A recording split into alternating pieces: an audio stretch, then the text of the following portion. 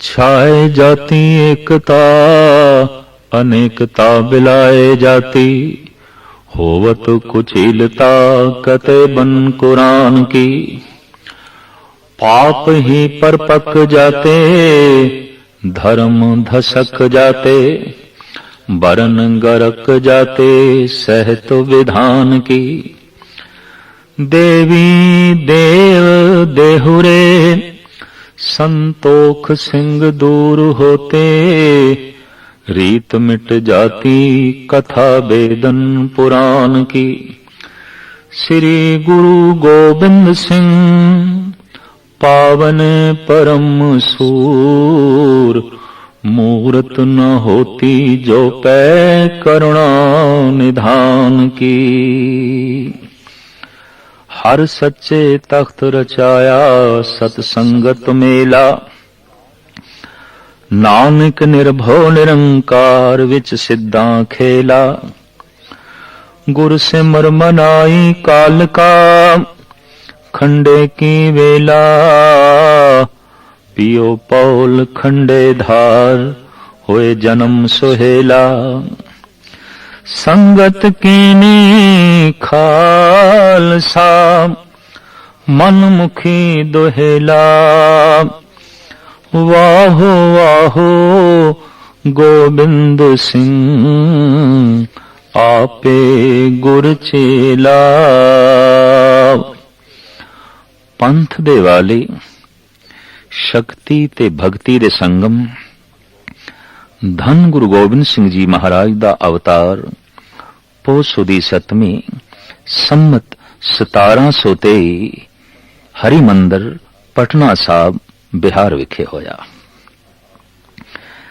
आप जी दे पिता त्याग वैराग दी मूर्ति धन गुरु तेग बहादुर साहब जी महाराज सन ते आप दी माता पावन गुजरी जी। आप जी दे महल माता सुंदरी जी ते कुआरा डोला माता साहेब देवा जी। गुरगद्दी मगर सुदी 3 संमत 1732 आनंदपुर साहब विखे प्राप्त हुई। आप जी दे 4 साहिबजादे बाबा अजीत सिंह जी, बाबा जुजार सिंह जी, बाबा जोरावर सिंह जी ते बाबा फतेह सिंह जी सन। आपने खालसे दी साजना कीती। 1 विसाख संमत 1756 ਨੂੰ आपने जो जंग लड़े उन्हां दे ए नाम ने भंगाणी दा युद्ध, नंदौड़ दा युद्ध, गुलेर, आनंदपुर, चमकौर ते मुक्तसर दी लड़ाइयां। साहिब श्री गुरु गोबिंद सिंह जी महाराज दा जदों अवतार आगमन होया, कहंदे ने अंबाले विच एक सूफी फकीर जिसदा नाम भीखन शाह सी, ਉਹ दिन चढ़दे दी तरफ नमाज पढ़न लगा। नाल दे खलीफिया ने पुछ लिया, साईं जी की हो गया थानू? जिस पासे आप नमाज पढ़ रहे हो वली अल्लाह दा घर इधर नहीं है, वली अल्लाह ते पश्चिम दी तरफ है। दिन लथे दी तरफ नमाज पढ़ी दी है, चढ़दे दी तरफ नहीं। तां गंभीर होके ये फकीर कहन लगा, उस अल्लाह दा नूर अज पूरब विच प्रगट होया है और ये दर्शनां नूं भी चले है और इसदा नाम साईं भीखन शाह सी। सब तो पहले इस परम आत्मा दा इसनूं ही पता चले है कि गुरु तेग बहादुर साहब जी महाराज दे घर दे जिस आत्मा दा आगमन होया है वो परम शक्ति ते भक्ति दा संगम है। गुरु गोबिंद सिंह जी महाराज दी जीवन कथा उनते बहुत सारियां ने लिखी है, पर एक कमाल दी गल है अवतारी पुरुषां विच कि गुरु गोबिंद सिंह जी महाराज ने अपनी जीवन कथा आप भी लिखी है। 10वें ग्रंथ विच मौजूद है, अब मैं अपनी कथा बखानो, तप साधत जहें विद मोहे आनो। आप उत्तराखंड विच एक ऐसी थां जिसनू हेमकुंड कहते ने, उत्थे आप तप करते रहे पिछले जन्म विच। ਇਹ ਤਪੱਸਿਆ ਕਿਤਨੀ ਗਹਿਰੀ ਸੀ। ਸੰਖੇਪ ਦੇ ਸਾਹਿਬ ਦਾ ਇਹ ਫਰਮਾਨ, ਇਹ ਵਿਦ ਕਰਤ ਤਪੱਸਿਆ ਭਇਓ, द्वै ते एक रूप होए गयो। एक रूप हो गए सी। चिंतन करदे करदे प्रभु विच लीन होए ते प्रभु ने हुक्म कीता, तुसी जाओ जगत दे जगत दा कल्याण करो। किसे महान आत्मा दा जन्म किसे महान घर दे हो सकदा है। पथरेली जमीन दे गुलाब दे फुल नहीं पैदा होंदे और बंजर जमीना दे फलदार बूटे नहीं उगदे। इतनी महान आत्मा दा जगत दे आगमन होवे तो कोई महान कुख चाहिदी सी, महान पिता चाहिदा सी। तो गुरु तेग बहादुर साहब जी महाराज दे घर गुजरी जी दी कुखों आप दा पटना साहब दे आगमन होया। साईं भीखन शाह ने बालक गुरु गोबिंद सिंह जी महाराज दे कदमां ते सजदा कीता है, मत्था टेकिया और हथ दे दो मिश्री दियां रोड़ियां रख के बालक गोबिंद राय दे अग्गों कीतियां ने। पातशाह ने दोहां ते हथ रख दिता। मकसद सी इस फकीर दा, तुसी हिंदू दे गुरु हो कि मुस्लिम दे, थोड़ा चानना किसनू मिलेगा। आपने दोहां ते हथ रख दिता और आख्या, ये सूरज दा चानना किसे एक दा नहीं, ये ते सांझा है। असी सांझे हैं, असी सारे आंदे हैं।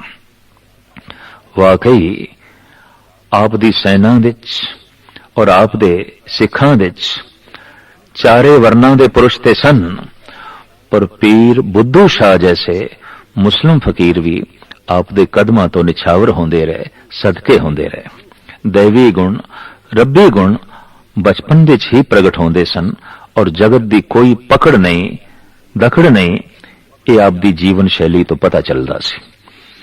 सोने दे कंगन हीरे मोतियां नाल जड़त आसाम दे राजे ने भेंट कीते सन।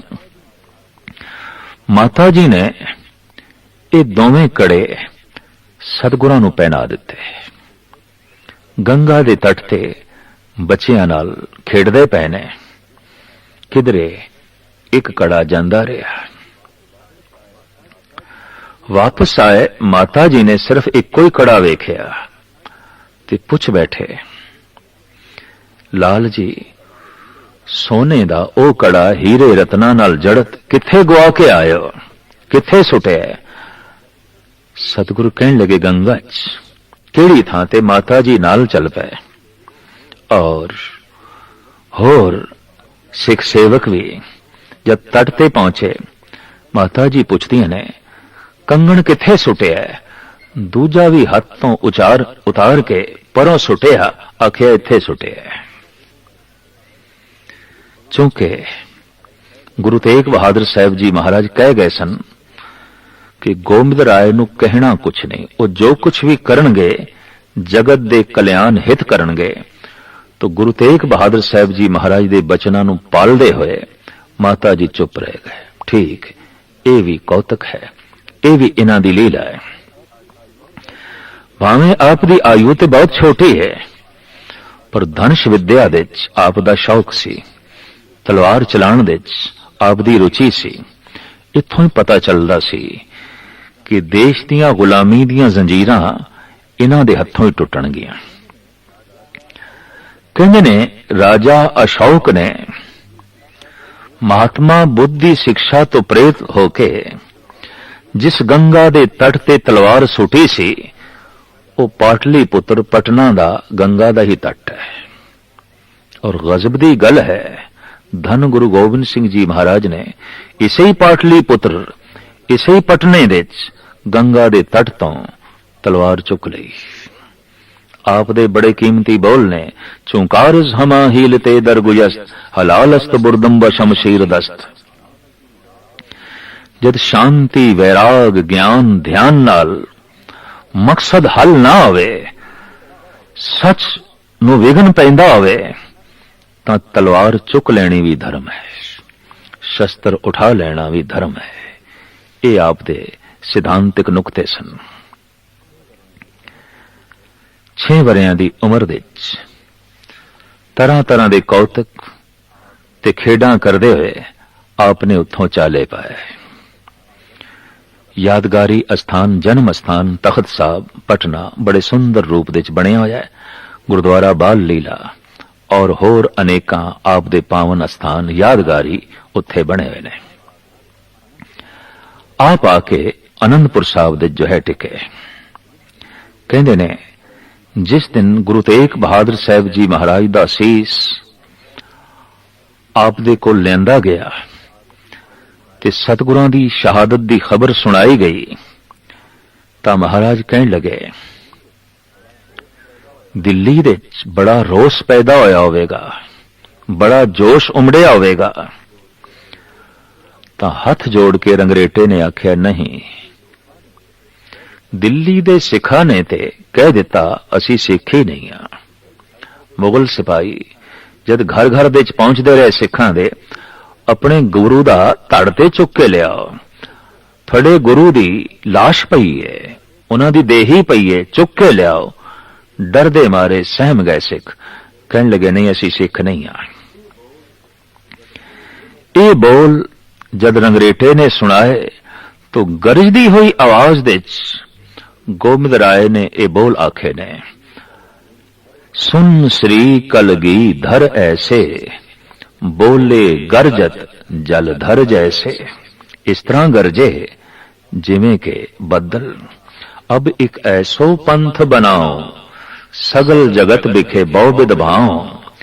लाखों नर जग के एक थाए तामे मिले एक सिख जाए। सब में पृथक पछानो परे छपे न छपे कैसहू करे। गरजदे होया कहन लगे मैं हुण सिख दा स्वरूप ही ऐसा बना देंगा उस तो पुछण दी लोड़ ही नहीं रहेगी तू सिख है कि नहीं। उदी शक्ल सूरत दसेगी, उदा रूप रंग दसेगा और लखां मनुखां दे खड़े होया भी दिसेगा ये सिख है। लाखों नर जग के एक थाए तामे मिले एक सिख जाए। सब में पृथक पछानो परे छपे न छपे कैसहू करे। यथा बगन में हंस न छपे गिरजन विखे मोर ज्यों दिखे। तिमना ना बेखन के माही मम सिक्को सगले फरखाई। वक़्त दे नाल नाल आप देश दी तामीर दे जुटे। भगती भावना दे दरिया चलते रहे। सिख ते मानवता दिमागी तौर ते उज्जवल हो सके, साहित्यिक रुचियां भी इस दे अंदर पैदा हो सकन तां आपने 52 कवि भी अपने नाल रखे। इस तो आप दियां साहित्यिक रुचियां दा पता चलदा है। और आपने वक़्त दे नाल नाल पौंटा साहब विच बैठ के एक महान ग्रंथ दी रचना की थी जिसनों गुरु दसम ग्रंथ करके कहते हैं। जाप साहब आप दी अजीम रचना है। अकाल उस्तत ज्ञान प्रभूत जो है बाणी है और इसे तरीके नाल अनेकां शब्द ने। फिर आपने देश दे प्राचीन धर्म ग्रंथां दा ब्रिज भाषा दे उलत्था भी कीता महज इस वास्ते कि वक़्त दे ब्राह्मण एक ते कहंदे सन विद्या सिर्फ ब्राह्मण पढ़ सकदा है दूजा तीजा नहीं, और अर्थां दा अनर्थ करदे सन। तो तमाम धर्म ग्रंथां दा सतगुर ने उलत्था कीता बई पढ़ लो सारे, पुराना इतिहास ए सी और धर्म ग्रंथां दे च ए कुछ सी और सारे ही पढ़ लो, सारियां नूं पता चल जाए पुराना धर्म की सी। ते सब कुछ लिखण दे बावजूद साहिब कहंदे ने कि मैं ये जो सब कुछ लिखिया है ये मेरे अपने ख्याल नहीं, मैं अनुवाद कीता है। दसम कथा भागवत की पाखा करी बनाए अवर बासना ना है प्रभ धर्म युद्ध के चाहे। मैं सिर्फ अनुवाद कीता है और मैनू धर्म युद्ध करने दा शौक है और मैं सिर्फ अकाल पुरख दा पुजारी हां। मैं ना गणेशे प्रथम मनाऊं किशन बिशन कबहू नहीं ध्याऊं। कान सुने पहचान न तिन स्यों लिव लागी मोरी पग इन स्यों। मैं ते एक अकाल दा पुजारी और जगत नू अकाल पुरख दे नाल जोड़न लई आया। स्वयमान नाल अणख दे लोकी जी सकन, बेगैरत ना जीवन देश ते कौम दिया जो है ਵੰਡ ਨਾ ਕਰਨ ਔਰ ਬੇਚੈਨ ਨਾ, ਇਸ ਤਰ੍ਹਾਂ ਦੇ ਮੈਂ ਜਜ਼ਬਿਆਂ ਨੂੰ ਉਭਾਰਨਾ ਹੈ। रूहानी जज्बिਆਂ ਨੂੰ ਉਭਾਰਨ ਲਈ ਗੁਰੂ ਨਾਨਕ ਦੇਵ ਜੀ ਮਹਾਰਾਜ ਨੇ ਕੀਰਤਨ ਦਾ ਆਸਰਾ ਲਿਆ। ਇਸ ਤਰ੍ਹਾਂ ਕੀਰਤਨੀਆਂ ਦੇ ਜਨਮਦਾਤੇ ਗੁਰੂ ਨਾਨਕ ਦੇਵ ਜੀ। ਸਿੱਖ ਵਿਚਾਰਕ ਵੀ ਹੋਵੇ, ਕੀਰਤਨ ਕਿਉਂ ਕਰਨਾ ਹੈ ਤੇ ਕਿਸ ਦਾ ਕਰਨਾ ਹੈ, ਇਸ ਦਾ ਬੋਧ ਵੀ ਮਿਲ ਸਕੇ, तो धन गुरु अर्जन देव जी महाराज ने शब्द दी विचार कथा दी परंपरा भाई गुरदास जी दे राही तोरी। इतिहास दा भी सिख ज्ञाता होवे, इतिहास नूं भुल ना जावे और ये गल मन्नी पर मन्नी है, जिस कौम दा कोई इतिहास नहीं वो कौम कोई कौम नहीं, मिटदियां देर नहीं लगती। सारियां कौमां अपने इतिहास ते खड़ियां ने, तो इतिहासिक रुचियां उजागर करन लई और सूरबीरता पैदा करन लई गुरु हरगोबिंद साहब जी महाराज ने ढाडी ਸਿੰਘਾਂ ਨੂੰ जन्म दिता। उत्थे ਸਾਹਿਤਿਕ रुचियां कला हुनर सारियां दे अंदर पैदा हो सके, तो कवि दरबारां नूं ते कवियां नूं जन्म दिता गुरु गोबिंद सिंह जी महाराज ने। और आप माण नाल अपने आप नूं भी कवि कहंदे ने, कवि आवाज थां थां ते अपने आप नूं कवि करके कहंदे ने, मैं एक कवि हां, मैं एक कवि हां। आपने अपनी मनोबिरती चाहत इंज प्रगट की है। साहिब श्री गुरु गोबिंद सिंह जी महाराज अकाल पुरख दे अगों इंज फरियाद करते हैं, हे परिपूर्ण परमात्मा, जो किछ इच्छ करो धन की, तो चलियो धन देसन देश ते आवे। ओ सब रिद्धन सिद्धन पे, हमरो नहीं नैक ही आ ललचावे। हे परिपूर्ण परमात्मा, मैं तैथों धन दी मंग नहीं करदा, धन ते अपने आप चल के मेरे कदमां विच आ रहा है।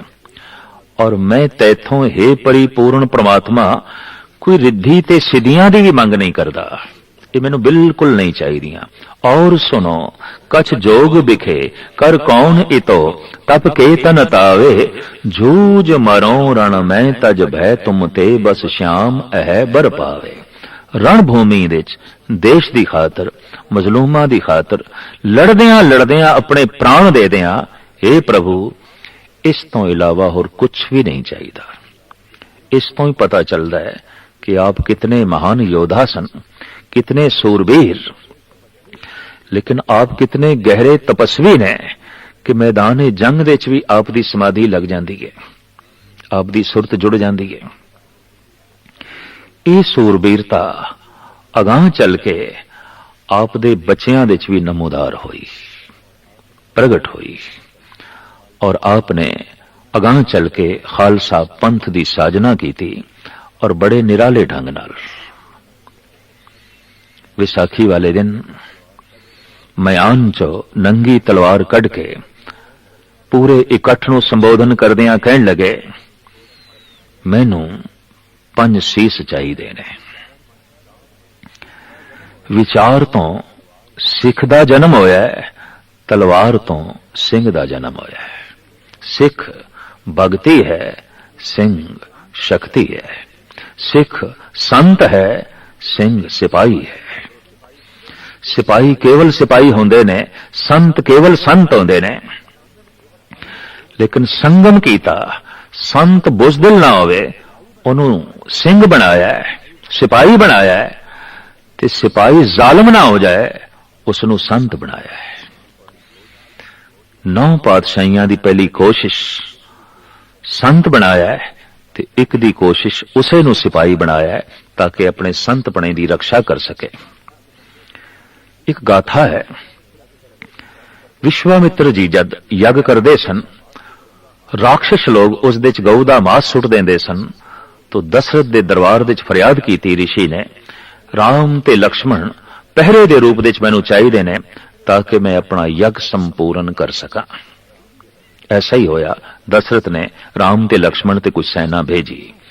कलगीधर समूह भारतवासियों नू संबोधन करदियां कहण लगे, अपना यज्ञ खुद करो और उसकी रक्षा भी खुद करो। कितने चिर तक दूसरियां दे अगों हथ फैलाओगे? खुद रक्षक बनो, अपनी असमत दे, अपनी इज्जत दे, अपनी कौम दे, अपने धर्म दे, अपनी ईमान दे और अपने देश दे। अपने रखवाले खुद बनो। इस तरह गुरु गोबिंद सिंह जी महाराज ने संत नूं सिपाही बनाया और सिख नूं सिंह बनाया। ये ऐसी उम्मत है जो सारे जगत दे विच दो नामां नाल जानी जाती है, सिख करके, सिंह करके। आप दियां इन्हां रुचियां नूं वक्त दी हुकूमत बर्दाश्त नहीं करदी सी।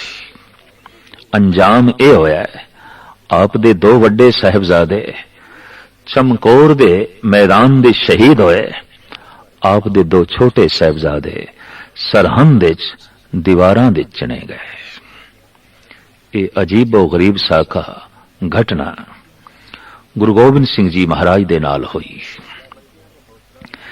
बच्चियां ने हौसला नहीं हारिया, मैदान जंग विच लड़े ने, सूरबीरता दे नाल दीवारां दे चिणे गए ने, सबर दे नाल, शांति दे नाल। और इसनूं एक मुस्लिम शायर ने बड़े सोहणे ढंग नाल जो है लिखे है और वह मुशाबित देंदा है। कटवा दिए शिश शाम ने गीता को सुना कर। कुरुक्षेत्र दे मैदान विच जद अर्जन ने तलवार सुट दिती ते आख्या भगवन मैं नहीं लड़ना। क्यों? सामने मेरे चचेरे भिरा दुर्योधन, ओ मेरा गुरु द्रोणाचार्य, ओ मेरा पितामह भीष्म, मैं अपने ते वार नहीं करना, मैं अपने नाल नहीं लड़ना। तां धन श्री कृष्ण ने जो महान आलम, राजनीति दे निपुण, धर्म दे महान ज्ञाता और संत स्वरूप आप दे समझाण दा बड़ा निराला ढंग। कहण लगे अर्जन, अपने जिस्म ते फोड़ा निकल आवे मवादी तां मनुख ये थोड़ी कहंदा कि मैं उसनूं चीरना नहीं, चीरना पेगा, मवाद कढ़नी पेगी। ये भावें तेरे अपने ही ने सारे, पर देश धर्म नूं चमड़े मवादी फोड़े ने, तो इन्हां नूं चीर दे, तैनूं कोई पाप नहीं लगेगा। ऐसे सोहणे ढंग नाल उदाहरण दे के समझाया। सुट्टी हुई तलवार अर्जन ने फिर चुक लई, उसके अंदर सूरबीरता फिर पैदा हो गई। ये मुस्लिम शायर अला यार खां कहंदा है, कटवा दिए शिश शाम ने गीता को सुना कर।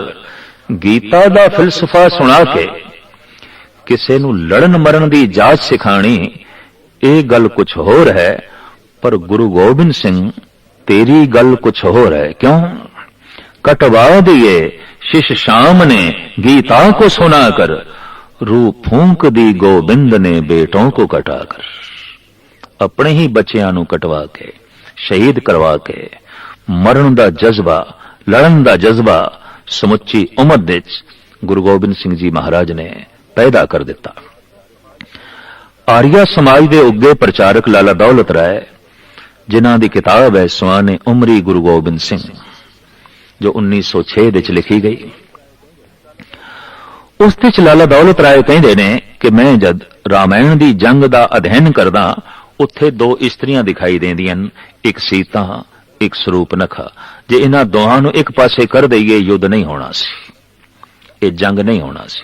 लक्ष्मण स्वरूपनखा दी नक ना कटदा, रावण सीता नूं चुक के ना लियांदा, ये युद्ध नहीं होना सी। फिर वो कहंदा, जद मैं महाभारत दे युद्ध दा अध्ययन करदा, उत्थे एक इस्त्री है द्रौपदी।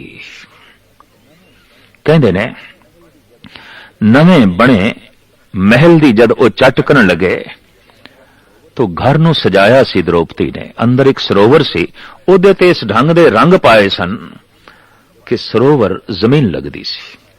जब दुर्योधन आया है और उन्हें जमीन समझ के पैर रखे तो पानी च गिर गया। जो बड़ी सुंदर पेंटिंग, चित्रकारी द्रौपदी ने की थी सी, सारी बिगड़ गई। क्रोधित होके द्रौपदी दे मुंहों निकले है, ये अंधे दा अंधा ही है। धरतराष्ट्र अंधा सी, एक कौड़े बोल चुभ गए, बदले दी भावना पैदा हुई।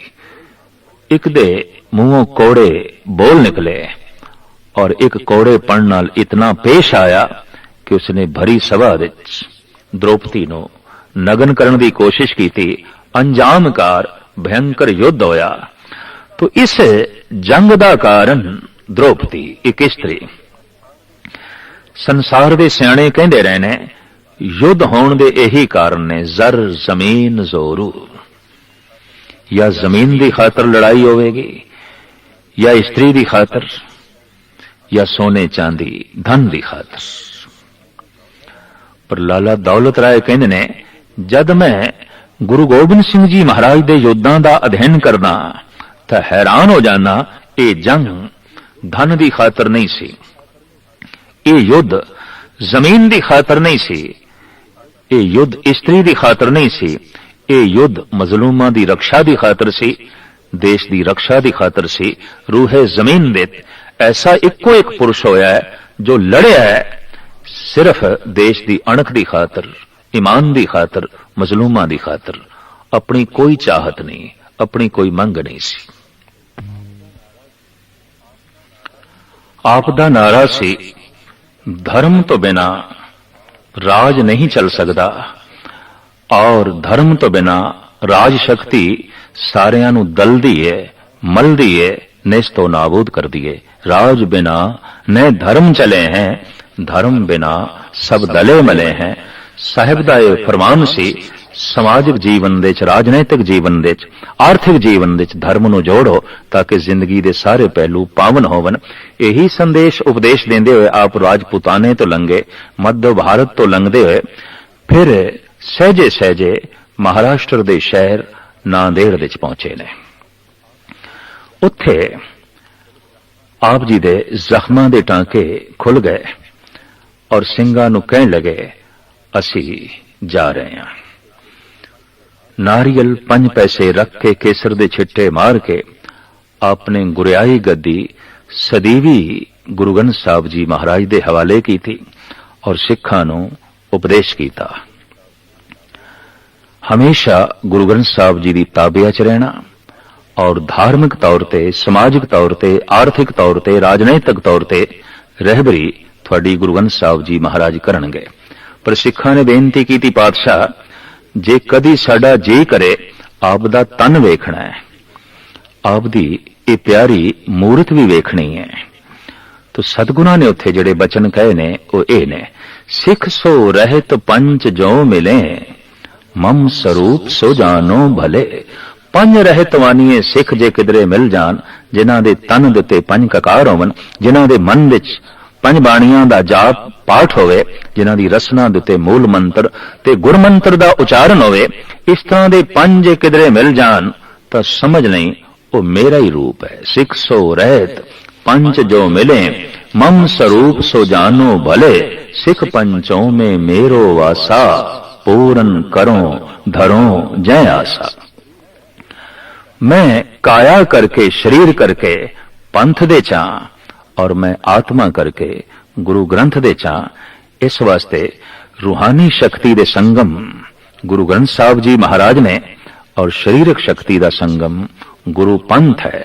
जैसे भी ये वाक सतगुरां दी जबान चो निकले ने मुबारक रसना तो उस दिन दा पंज प्यारियां नूं गुरु समान ही समझिया जांदा है। काया गुरु पंथ है और आत्मा गुरु ग्रंथ है।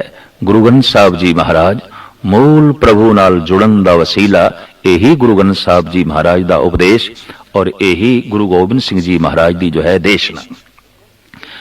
छोटी जी आयु गालबन सिर्फ 42 साल दी आप दी ये आयु है, जिस दे आपने महान मार्का खैज कम कीते, देश दी तामीर कीती, लोगों के अंदर धार्मिक रुचियां उजागर कीतियां, सियासी सूझबूझ पैदा की, जुल्म नाल टकराव का जज्बा पैदा किया। अखीर नूं कत्तक सुदी 5 संमत 1765 अबचल नगर श्री नांदेड़ साहब दे आप ज्योति जोत समा गए।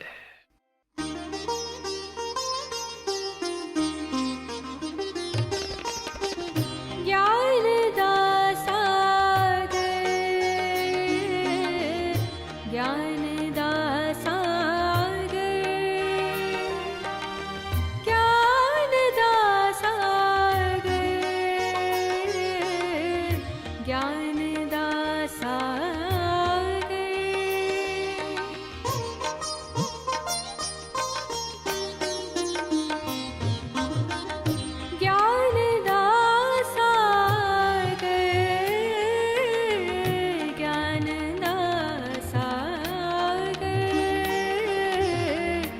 ज्ञान